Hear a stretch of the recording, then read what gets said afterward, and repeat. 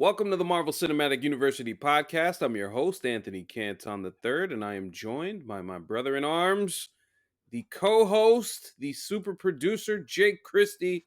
Jake, how are you? I'm doing well, I knew it was a recording day, so I put this shirt on just because I realized that I'm probably wearing this shirt in like half of our videos. I own other shirts. It's just if we're going to be recording a video, I throw this on generally. I hear you. Sorry, for the non-video people, I'm wearing a Marvel t-shirt. Yeah.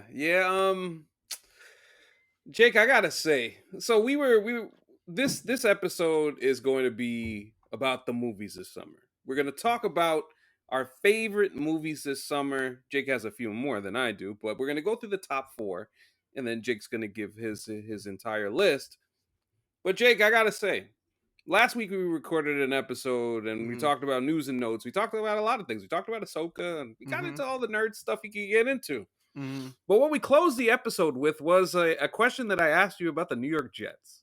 Mm-hmm. And we both were pretty frank about our Mm-hmm. nervousness of what this season was going to end up being. And Mm-hmm. on Monday night, I remember I was thinking about it all. I was thinking about it that whole day. I was like, ugh, so nervous. I couldn't turn on no pregame. I was just like, nah, Mm-hmm. I can't do it. And then you see Aaron Rodgers run out the tunnel with the flag and everything, and it's very Mm-hmm. exciting. And it's just Also, very funny given some of his comments on the day in yes, question. But yes. I just want to know that that's very funny. It very, very funny, very funny. Considering what happened Mm-hmm. subsequently after that, and then Aaron Rodgers tears his Achilles, and Yeah. I gotta say, one Jake Christie noted last week that this was gonna happen, and I didn't think he'd get injured this early, but my prediction was that he would probably get injured because Tom Brady is the exception, not the rule of what happens when you play quarterback to 40. And I'm not happy that I was right. But the thing I will say is, and I think you and I are kind of in the same boat. Like, I'm obviously not happy about it. And I think on our subscriber mailbag, which you can listen to on the Patreon, there are some questions about specifics that I want to say for then. But I there are really two types of sports fans, and I really can't get along with the latter group that much. We're like, I'm in the first group, which is people like, I'm a Jets fan, I'm upset about this, but I can't lie to you that it's funny. It's funny that it happened. It's funny that they made such a big deal about it, that he was the star of Hard it's Knocks. so the It's funny. Jets. It's It's so the funny. Jets. That's the thing. It's such a Jet thing to Yeah. happen. I think for anybody who believes that the Jets aren't cursed, I Yeah. feel like this is Yeah. the answer to that question Exactly. that Like, they are. I think you and I have the healthy attitude of just being like, "Come on, man." Now, like, the reason I'm saying that is because if you're one of those people who genuinely can't understand why this is ironic and funny, I don't want to talk sports with you. You know what I mean? You don't talk about those. No, but Yeah, it I is. mean, yes, of course. There's a irony to it, the whole entire thing, and just incredible that we kind of forecasted something along these lines I'm on almost this. never right about anything except when it comes to being pessimistic about the Mets and Jets. I've never failed. And I will say this to any Jet fan listening. Hmm. I completely understand it was a great win at the same time. You Hmm. get the other hard knock Hmm. story and you get that Hmm. out of the way, and that's really cool and whatnot. Just look at the schedule, man. And Zach Wilson. Look at what the Cowboys pass rush did to the Giants. What do you think they're gonna do to Zach Wilson? I will say, as someone who comes from a whole family of Giants fans, the moment the Jets score 1 point, I'm texting mad shit to the whole family. I gotta. All right, so we'll keep an eye on what happens with the Jets this season. But I mean, it was funny and yet it was depressing. But you Mhm. know what's not depressing? Patreon.com/MC University Pod, where you could get our latest bonus content. We will be doing a subscriber mailbag that you'll hear later this week. We will also have Fast and the Furious 7 coming out later in the month. And of course, the Discord you could get in for $3. And of course, if you want to be an Avenger tier patron at $8, you have an opportunity to appear with us on a future subscriber mailbag. So appreciate everybody supporting on patreon.com/MC University Pod. But the reason why we are here is we wanted to take a look at the summer movies of 2023. Let's go through the top four. Jake, I'll let you lead the way here because All right. this is Yeah. how it mutated. So So go ahead. yeah, see a lot of movies in the summer. Obviously I've seen more. I actually have a full top 10. I'll go through 5 through 10 at the end just quickly. I actually tabulated it. I saw we went from June 1st to August 31st, and I because I have Regal Unlimited and because I've been unemployed for part of the time, I have Mhm. seen 21 movies that came out this summer. It's incredible. But top four. Now, you've seen some of these movies from June 1st to August 31st. What's your number four, AC? Number 4, I have Transformers. Transformers. Mm, What's it? Rise of the Beasts? Yeah. Rise of the Beast. I will tell you, I saw that movie and it is not in my top 10. But tell me what you liked about this movie. I like the originality and the flavor of having Hispanic and African American folks at the lead of this. This was a lot of fun. I like Anthony Ramos. I think he's a very talented actor, and Dominique Fishback as well. She's a talented actor as well. And I gotta say, this was the first Transformers movie in a while where I was into it from start to finish. And also it wasn't that long. It wasn't like those 2 hours and 35 minutes of crap that we was getting from Michael Bay towards the end of his run there. Mhm. And yeah, I really enjoyed it. And also we got a GI Joe tease, so I enjoyed that. Yeah, I saw it. It was definitely there's stuff I liked about it. I think most of the reason it's not in my top 10 is just like I said, I saw so many damn movies that it's crowded out. I thought that it was definitely much more interesting than the later Bay movies, because it just had some ideas of making the human characters interesting at It least. was all yeah, it was fun. Like, listen, don't get me wrong. Anytime that you get either the little brother or the little kid being smart Mhm. alecky and knowing more than what they're supposed to, yeah, that does get annoying. But I was able to give this one a pass. Yes. My number four movie for the summer is a little film. No one's seen it. It didn't make really any money. It's called Barbie, directed by Greta Gerwig. I did the Barbenheimer pod. I think that this movie is great. I think there's been a lot of discourse about it that's mostly been dumb. But I think that the reason it's made a lot of money is because it really works. It is a really genuinely funny movie. I think it's genuinely moving. It's got really great performances. It looks incredible. It looks incredible. It looks incredible. That is the thing that I can't beat into the ground enough that like what turns this movie from being just like a oh my god that's such a fun thing is I think that subconsciously audiences are coming to it and are like oh my god this is such an amazing thing to see on the big screen. I got to see this again. And yeah, I think that it deserves basically all of its success. I have no qualms with it being the biggest movie in Warner Brothers history. It deserves it really. That's actually, funny enough, that's my number 3. Hmm. Barbie. I really enjoyed it. I think the message behind it, if you really look into it, the patriarchy, especially the whole Ken stuff, and as the position that men are usually Hmm. in most of whether it's TV shows or movies and stuff like that, it was reverse here, and I thought it was like a beautiful flipping of that, and Ken realizing that wait a minute, nobody cares about what I think and stuff like that. It's a good way to tilt the mirror towards you and take a look at it if you choose to. But a lot of people, of course, usually miss that Yeah. point. And but I think it was just a beautiful.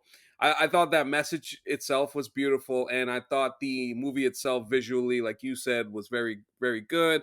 And honestly, it was just a fun time. It's a fun time. The theater experience of it was a lot of fun, and I know it's one of those things like where because a lot of parents will bring their kids to it, they'll miss some of the jokes Yeah.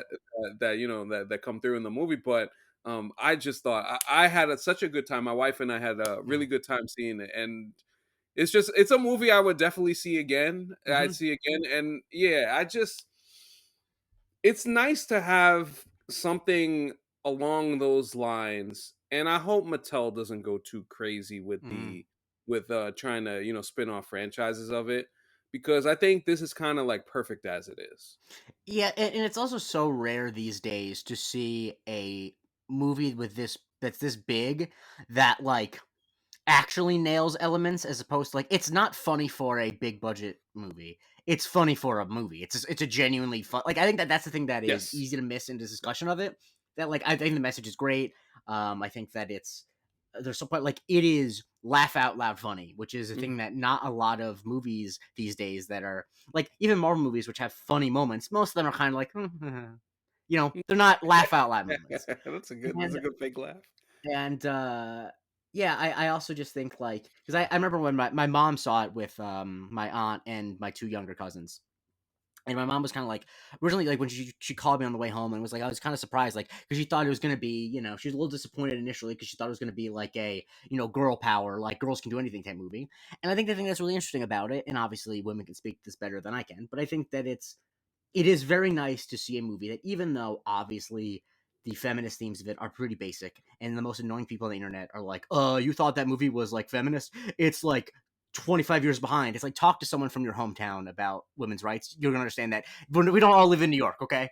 But uh, that I think it's really nice that there's a movie that for kids, even though it's PG-13, but it's kind of for kids. That the message Right. of it is not rah rah. You can do anything. It's you can do anything, but things are hard, and it's okay for them to be hard.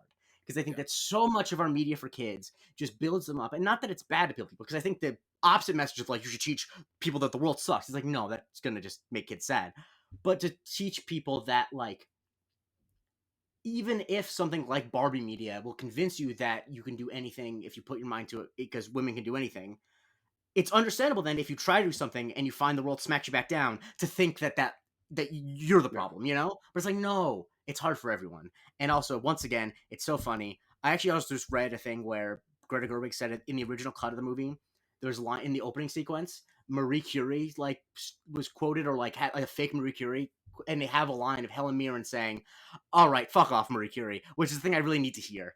I need to get that tape to hear Helen Mirren say "fuck off, Marie Curie." But yeah, great movie. Great movie. And now what is your number 3? This was tough between 3 and 4, but I mean, I had to do it. Mission Impossible: Dead Reckoning Part One, baby. I mean, it's just I had to. Now we can have the conversation because that's my number 2. So let's Okay. talk about it. Go ahead. So one, shouts to the entity. I'm kidding. I think that these Mission Impossible movies, especially the last three, are action filmmaking at its best, and I think that this movie, the themes it explores with the entity, with the AI, with that there's just something about the way that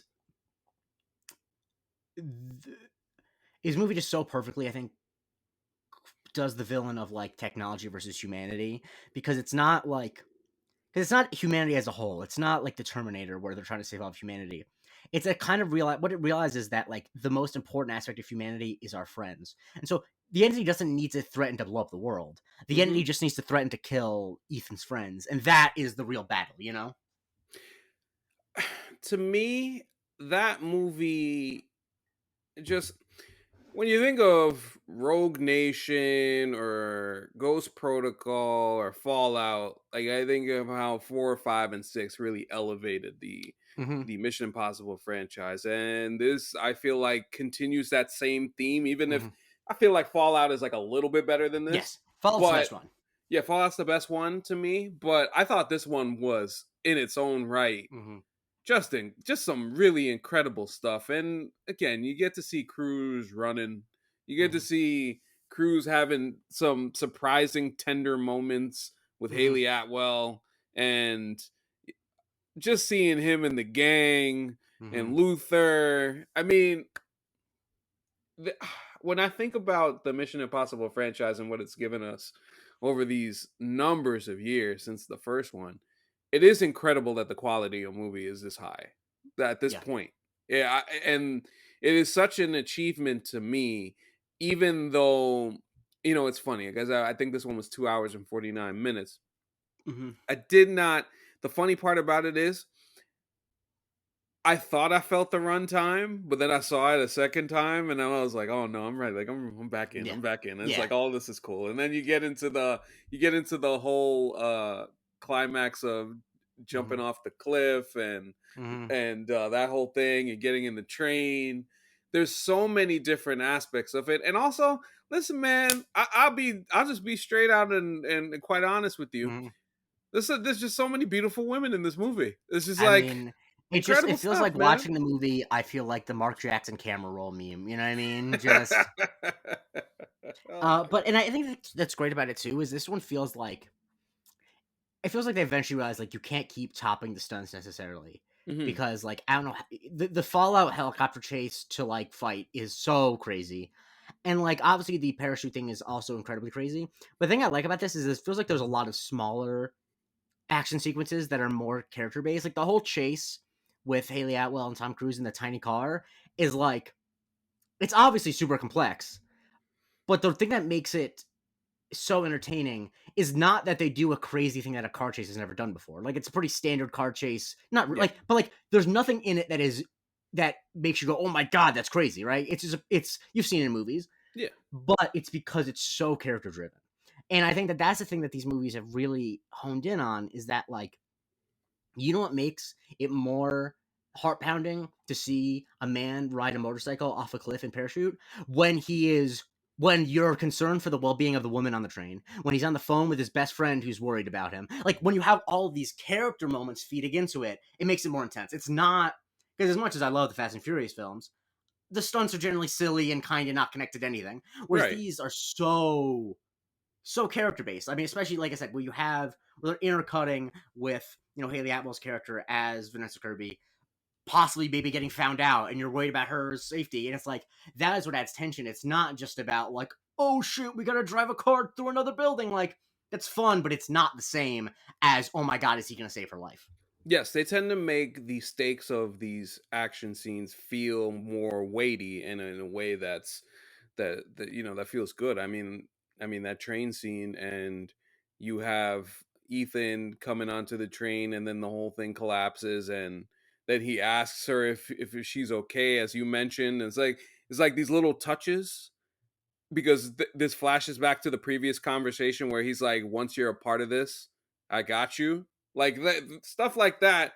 I love when those types of conversations that you get earlier play into a integral scene later, and in that case it did. And sometimes you don't necessarily need the characters to have a full-on makeout session in order to see that there's tender care being Yeah, distributed there. So I thought that yeah. was cool too. And I think what I really love about these later Mission Impossible movies from four on is that, and I kind of touched on it when I talked about the people versus AI, but I think the thing that makes them feel so special to me is that I think we had so much, especially in the aughts, of movies about people who were saving the world but hated humanity. Like, oh, I guess I have to. Like the biggest example being like Hancock or whatever. Where it's like, oh, Hmm. I guess I got, and like that. I think is is a sign of the times and why I think the 2000s is kind of a.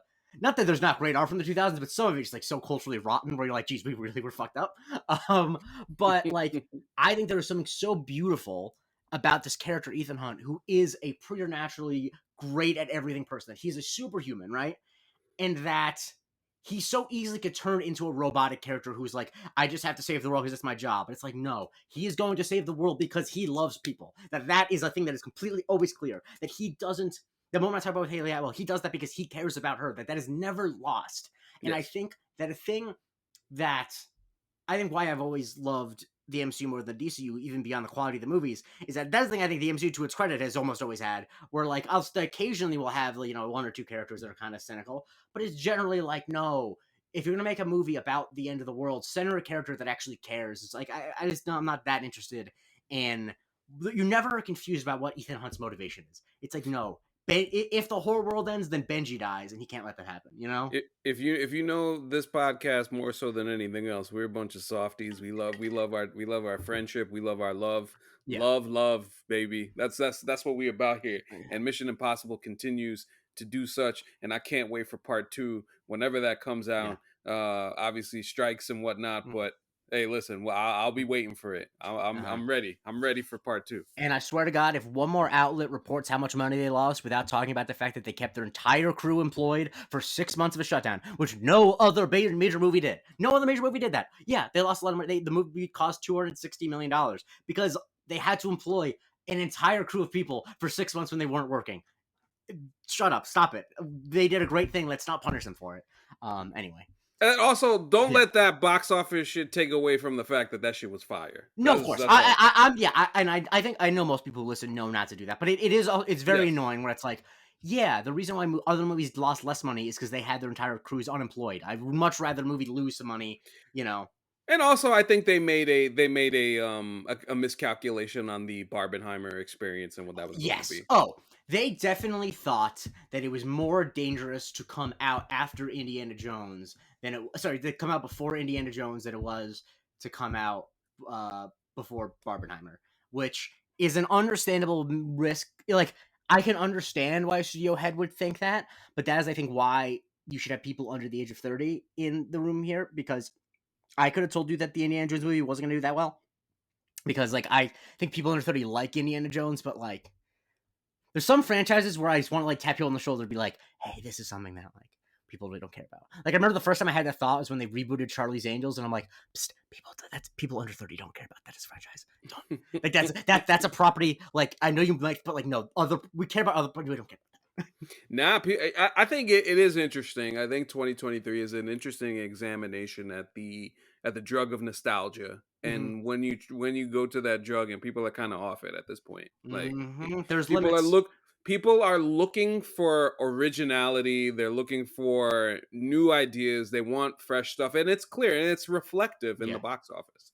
Yeah, I think that like obviously there have been movies that have bombed, but the box office this year is more affirming. Like, there's some things that have bombed that I'm upset about, like, Dead Reckoning, but like generally speaking, there are obviously people who are going to be cynical at the state of the movies always, and I think that there's still good reasons to be cynical, particularly with the stuff that the studios aren't giving up in the writer's strike, because clearly they don't like movies. But the fact of the matter is, and now people want to poo-poo it, saying like Barbie's not original space on a toy. It's like, yes, I understand, but find me the most recent movie that is as singular a vision as Barbie to make $1 billion. You know what I mean? Like, come on. Like, it is based on a toy, but that is not. It doesn't belong in the same bucket as Avengers Endgame in terms of originality. Like, it's way more original than that. Just watch. I promise, if you most people have watched Barbie, but if you haven't watched Barbie, watch it just to see, because who could come up with something like that? I think it's very difficult, and this is where you always talk about the AI situation and why that, and this is why they're fighting so hard. AI ain't gonna do shit like that. No. No, and what it's going to do is it's going to make something that's barely readable, and then they're going to hire someone like Greta Gerwig to rewrite it, but you can't rewrite it so much that she gets a script writing credit. So she asks you, like, that's the whole bullshit. That's, once again, I think I've said it from the beginning. The thing I'm afraid of is not that AI is going to start making movies good enough that writers don't need to work. It's going to start making really shitty stuff, and then writers are going to be paid like pennies to make it somewhat manageable. Like, that's what's gonna happen. And yeah, I mean, it's like, really, like, they want to make it like a fast food franchise where you're just putting out the regular, as opposed to actually trying to be innovative, trying to push boundaries, as opposed to. And the thing is, with a fast food franchise, you still need people working there too, of course, because you can't. But the thing is, you can't just have, like, it would be a different story, I think, if they were going to have it works seamlessly. Like, it would suck, obviously, but I can understand it more from their perspective. If it's like, we can hire no one, like, I hate that, but I'm like, whatever. Right. Yes, that makes business sense. But once again, they're still gonna have to hire people. It's like how, some of these like automated companies, they have like still like 75% of the amount of workers, because the robots screw up enough where they still need to, like, you can't replace anyway. So I think it's my turn for number 2, because you said yes, because it was number 2, which just snuck in because it came out on June 2nd, is I think probably your number 1, Spider-Man Across the Spider-Verse. I assume it's your number 1. Oh yeah, Spider-Man Across the Spider-Verse is my number 1. We will talk about. Well, this is the thing, like, we're gonna talk about your number 1 because I do have to get some thoughts about that. Yeah. But yeah, Spider-Man Across the Spider-Verse. If you heard the pod, you already kind of know the general thoughts, and I just think I was surprised from a sequel standpoint how they were able to continue to nail the character and the story, and also find a way to, again, be original with the way that they tell this Spider-Man story this time, as opposed to the usual. They're taking the usual hero has to decide whether this person lives or this person dies, and the hero goes, hey, wait a minute, this doesn't have to happen. Yeah. And it causes an interesting discussion amongst the characters itself throughout the movie. And I thought that was a beautiful choice for Miles, and kind of seeing how Miguel reacts to that and the rest of the Spider folks really creates something interesting for the next iteration.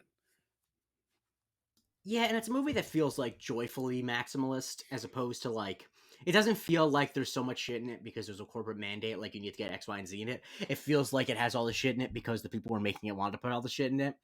And obviously, like, there's all the stuff about how overworked the people were, and that's bad. And I think that every time I see a new still of like this is how the digital version's different, I want to be like, Lord and Miller, stop it. Like, we get it, you want your perfectionists, but like the movie's done, stop it. Um, but I think it's just a beautifully made movie. I think that it has, like I said, it has so much interesting stuff to say about the genre and about what, because I know I said it on the pod, but like what we want out of it, like what does it. This thing I keep going back to is like, what does it say that we need the character to be an orphan? What does it say that we need for this to happen? Like, why is that?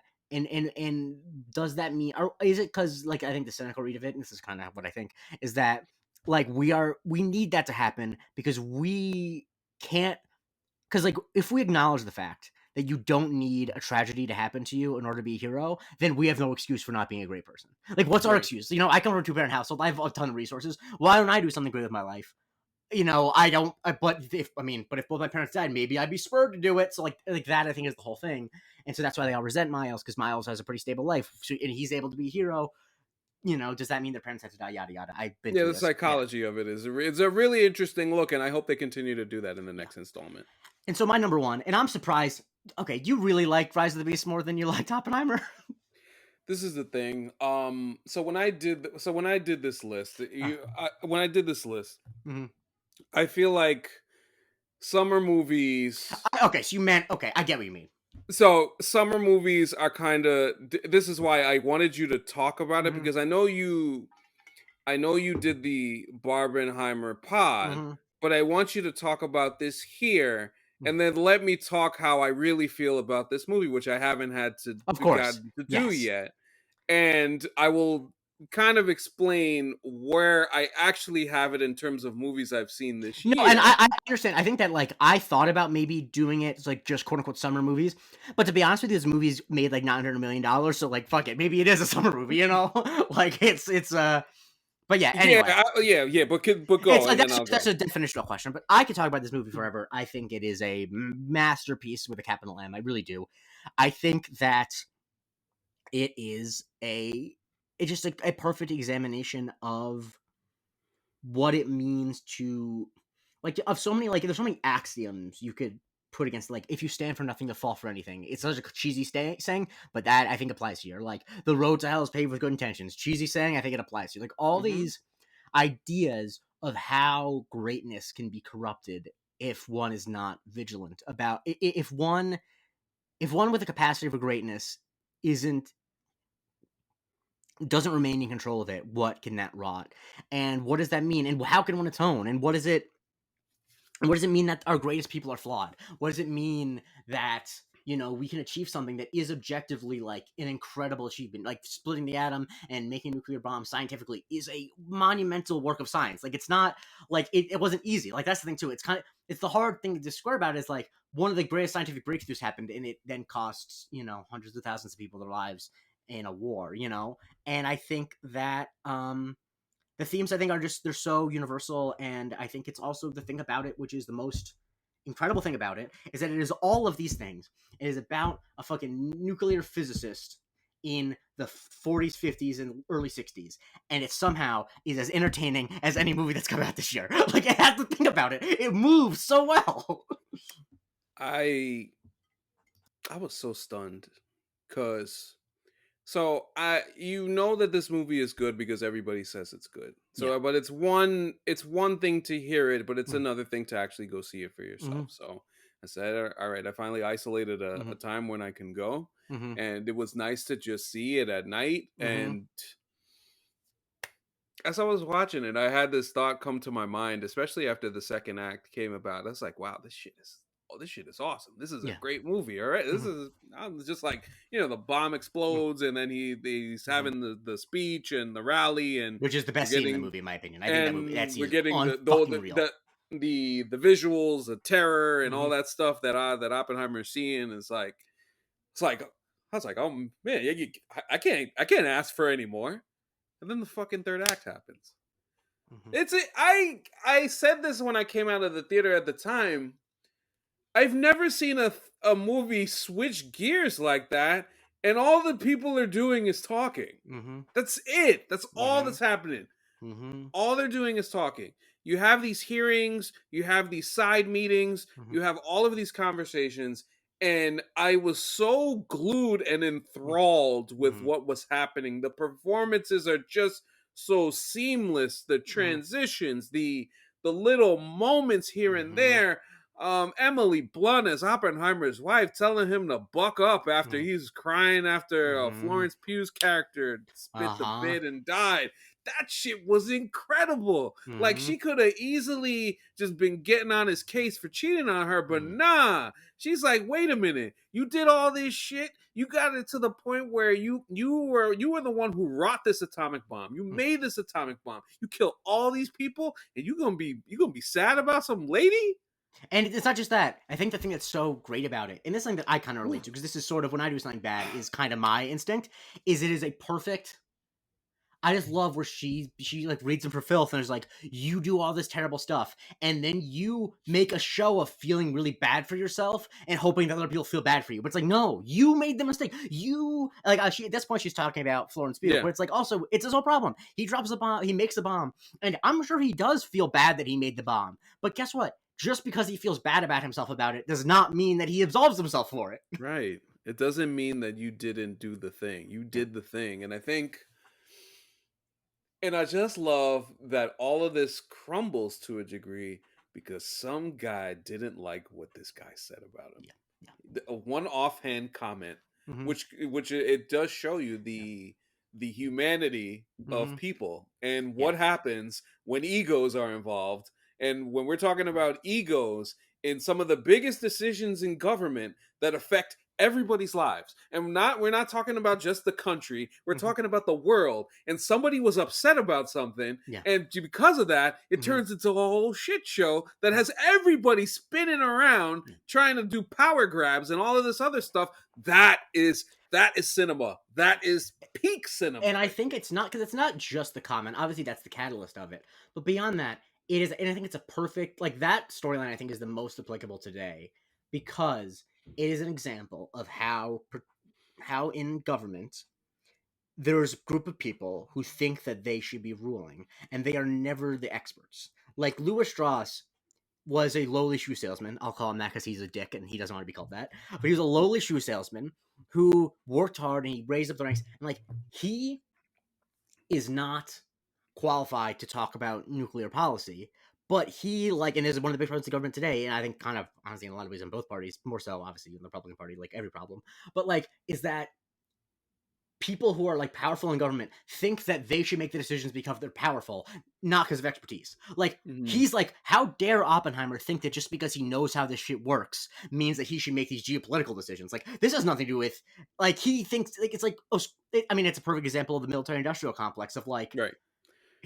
Strauss thinks it's more valuable to have like to be a big businessman who's made tough decisions than it is to Yes. actually understand how the science works, and that's a microcosm of so many problems we have. Oh my god. I think that, I mean, though, that whole thing, and then finally you get to the end, and Oppenheimer's wife sees him shaking hands with those folks, and she just looks so disgusted. Mm-hmm. And these are the pills that sometimes you have to decide whether you want to swallow them or Mm-hmm. not, to just either save face. Or these are the real life decisions that Yeah. people make, and from big to small, Yeah. like these are the things. There's always a shit sandwich you're gonna have to eat at some Yeah. point. And I And also, yeah, some great stuff there. I also think it has one of the greatest last lines in the history of cinema. I think that that's a fair. I think that it should belong in the same category as "Forget It, Jake. It's Chinatown." Frankly, my dear, I don't give a damn. Like, I think it just. I'm getting chills thinking about it. Just, I believe we did. Like that is such a powerful thing to.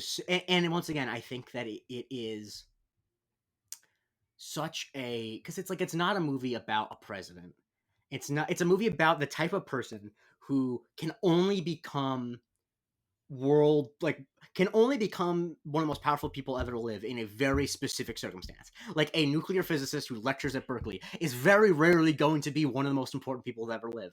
And I think that it is an example of like what can happen if you because they're the type of people who know what to do with power. Those are the Louis Strasses of the world. He only knows what to do with power. He doesn't know what to do with actual things. And there are people who know what to do with the thing they're expert in, like Oppenheimer. But Oppenheimer doesn't know what to do with power, so he cedes his power to other people, and he gets fucked because of it. And I think that, Yeah. I gotta say, and this is why, like, I couldn't just put Oppenheimer on a list because I yeah, feel like it belongs for on its sure. own. It's in its own thing. Yeah, It's the best. It's the best movie I'm gonna see this yeah, year. It's the best movie I've seen in a while. Like, yeah, just generally, yeah. generally speaking, there's a lot of great movies, but this one in particular, runtime don't mean a damn thing with this one. Like, I feel like if anything, Yeah. I feel like when it ramps up the pace in the Yeah. third act, it's just like it feels like a roller coaster. It, And I, honestly, something like that where they're just talking should yeah. not feel like a roller coaster, and yet it did. I mean, my favorite genre of movies, as I've said before, is people talking in rooms dramas. It's why one of my favorite movies of all time is Spotlight, for example. A movie I think that if you liked Oppenheimer and you want to watch one that is batshit crazy and is based on debunked conspiracy theories, watch JFK, which is basically the same thing, where it's just 2.5 hours of people talking and it's fucking riveting. Okay. It's crazy. Like, it truly is like nonsense gobbledygook because Oliver Stone's a crazy person, but it's great. But like, and so if anyone wants people talking in rooms recommendations, please hit me up. There's so many great ones, like Michael Clayton, Zodiac. Oh yeah, Michael Clayton's a great Michael movie. Clayton, Yeah. is great. But I think that it's my favorite type of movie because I firmly believe, as someone who went to school for writing and whose, let's say, problem with his scripts was always that they felt like radio dramas because I don't really write a lot of action. It's very nice when you can see a movie that is all just dialogue be compelling because my belief, the way I justified to myself, is that if it is done correctly, dialogue can be as exciting as anything. And Oppenheimer, Christopher Nolan proved that that's Woo, correct. that's the magnum opus right there, Yeah, man. yeah. And so yeah, that's each of our top fours. Now I did 5 through 10 also because like I said, saw 21 movies. Number Take it 10, away, sir. a little movie called Joyride. I don't know if you're familiar with it. It was I the am, but I haven't seen it yet. It's of course, on my list. I think you've only seen one of these movies. It's genuinely really funny. It's from one of the co-writers of Crazy Rich Asians. It's about a group of 4 friends who go to China to try to find one of the characters' birth mothers. Baron Davis plays a big role in it. Just wants to as himself. Oh, wow. He's very funny. I recommend it. Number 9, No Hard Feelings, which is the Jennifer Lawrence comedy, which I think is very funny. People were talking about people are like, oh my god, it's so problematic that he's 18 and she's, and it's like the amount of times I am generally sympathetic to people calling out things being problematic because the world is problematic generally, but stop calling something problematic when that is the plot of the movie. The plot of the movie is that it's problematic. Anyway.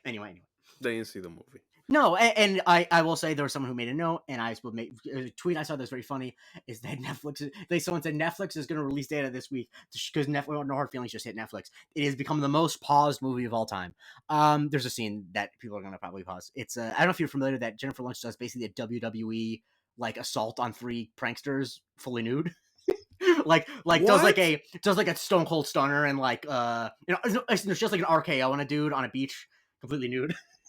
It's okay, I get that. All right, this movie just ratcheted up my list to watch. Again, it's genuinely funny. Like, that's the thing about it, is it's generally funny, and we talk all the time about there are no movie stars anymore. False. Jennifer Lawrence, she left a little bit. She had a kid. She kind of was doing like taking some years off. Came back. She's like, "Oh, you said the movie star's dead. I have a movie for you. Thank you very much."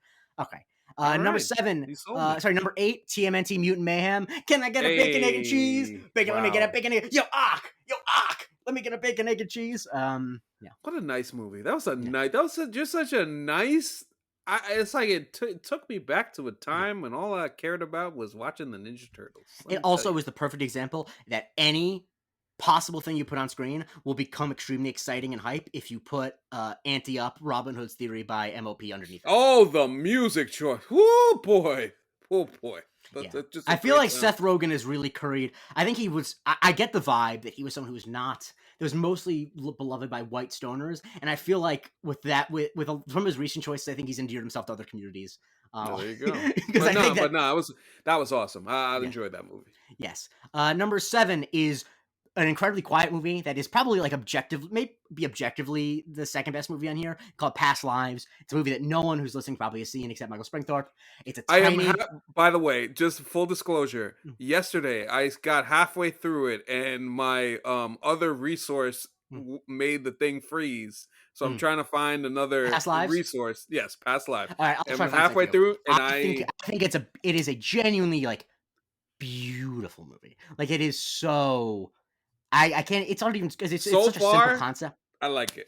It's such a simple concept, just about someone reconnecting with a childhood crush, but it's just about how the different decisions you make in your life change things and what does it mean, and it's beautiful. Number 6 is a little movie that just got in under the wire because it was released in New York and LA in the summer technically. A little movie called Bottoms, which is very very very very very very very funny.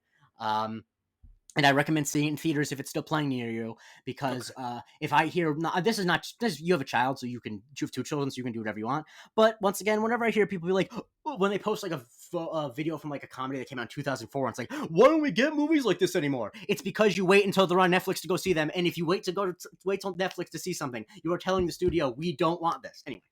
Sorry.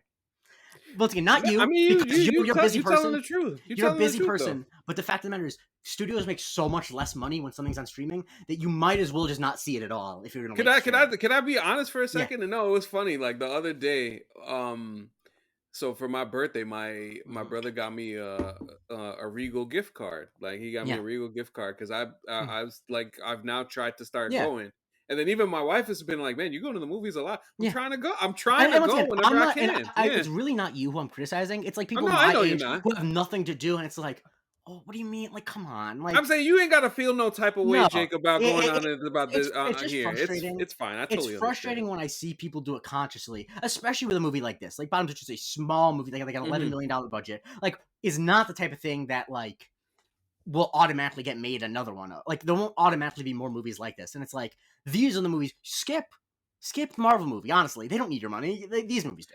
Like I Uh, saw, I mean, the wild part is like I saw the trailer for Joyride in yeah, a theater, and I was like, "Yo, I kind of want to see yeah, this," but then I just never had the yeah. opportunity. That movie also got kind of shitty promoted. It didn't really get promoted that much. I mean, the Hmm. problem being, I think obviously the strike eventually happened, and Right, right, I right, think it right. also like it. I don't know. Stephanie Shu from Everything Everywhere All at Once is in it, and so I'm surprised she didn't do a lot of promotion. But the lead, Ashley Park, she's like Broadway famous, but what Okay. that means is not famous in the rest of the world. I mean, I love her. She's great on this season of Only Murders. Uh, Yes, yes, she and then is. my Yeah, number yeah, yeah. 5 is a movie that I am not. I am someone who has been notably hit and miss with a Mr. Wes Anderson, but I think that Asteroid City is great. I think it's amazing. It's definitely my top 5 Andersons, probably top 4. If you're someone who likes his movies, you'll definitely enjoy it. If you're someone who is hit and miss with his movies, you probably will enjoy it. And if you're someone who hasn't seen any of his movies, start with Rushmore or Royal Tenenbaums. Yeah, because he's such a specific thing. Like, I don't know if you've ever seen a Wes Anderson movie, but they're the most specific movie. Like, he has more of a style than basically anyone who's a mainstream filmmaker these All days. right, So so Asteroid City is another one it's that's I worth. wasn't if, but if you're gonna watch it, I would recommend you start with some of his other movies because Okay. his style is so distinct now that like I could imagine it turning you off. You kind of have to know his wavelength because his characters don't want it looks very distinct, but his characters don't necessarily act like 100% normal people. It's like very heightened. Like they have a very specific way of being. And Well, I know the trailer for that looked like it was weird. yeah, but all of his movies are kind of like that, where they're like very people kind of don't aren't very big emotionally and like are kind of it seems like stilted in like for comedic purposes, which it always is. But it's one of those things where like, and this is such an artsy fartsy thing to say, where them being stilted and not being very open emotionally through the sum of its parts eventually gets to a greater emotional truth, yada yada yada. Hmm, It's hmm. why in plays sometimes people speak weird because you don't naturalism is just one way to write, but Hollywood convinced us that it's the only way to write. But yeah, that's my top 10. There you go. No, it's interesting stuff, man. I think, like I said, 2023 for movies has been very eye opening. Mhm. I think what happened with Quantum Mania was an interesting telltale sign. Guardians 3, I think, did very well, and I think it was obviously a great movie. We've had some. I mean, the Barbenheimer thing, I think, is just something incredibly special that it's hard to come by a moment in time, and this was a moment in time for the movies, and it was nice to see because we haven't seen that in a while. Absolutely. All right. I think we're good, mostly because we have to record something after this. So I think we Oh should wrap yes. up. All right. So we'll see we'll see what happens with the Jets. Well, then maybe we'll intermittently update things, but I gotta say we're a couple weeks from Loki. We're getting close. I mean, we're getting real close. But this podcast will continue to find different ways to talk about different things until we get there. And listen, I'm excited for the rest of the slate with the MCU to kind of see how it closes out. But also in the meantime, we're gonna just jump around and have a lot of fun in the meantime. Jay Christie, sir, where can we follow you? You can follow me on Twitter at the J Christie. Listen to my other podcast, Love It First Psych, where me and Andre are talking the show Psych. We're finishing up season 3, which is all heaters, and then we're starting season 4. Nice, nice. You can follow me on the Twitter at Anthony Canton _3. Follow the show at MC University Pod on all platforms, Instagram, and obviously Twitter and YouTube channel. Subscribe to that YouTube channel. Continue to do so. Appreciate everybody for supporting. And again, the Patreon at the top, as I mentioned. If you want to get in there and support the show on a higher level and get some of those bonus episodes, do so. Appreciate everybody for listening and supporting. For Jay Christie, I'm Anthony Canton III. This has been Marvel Cinematic University, and we'll talk to you next time.